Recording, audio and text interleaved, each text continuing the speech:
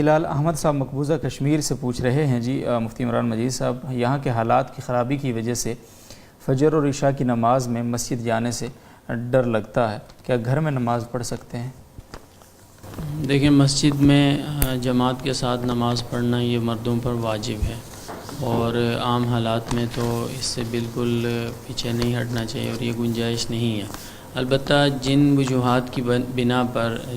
جو مسجد کی جماعت کی نماز کا وجوب ساقط ہو جاتا ہے، تو اس میں ایک وجہ یہ بھی ہے کہ اگر دشمن یا کسی درندے کا خوف ہو تو اس بنیاد پر جماعت جو مسجد کی ہے وہ ساقط ہو جاتی ہے، اور اس کے لیے یہ جائز ہوتا ہے کہ وہ گھر میں نماز پڑھے۔ لیکن چونکہ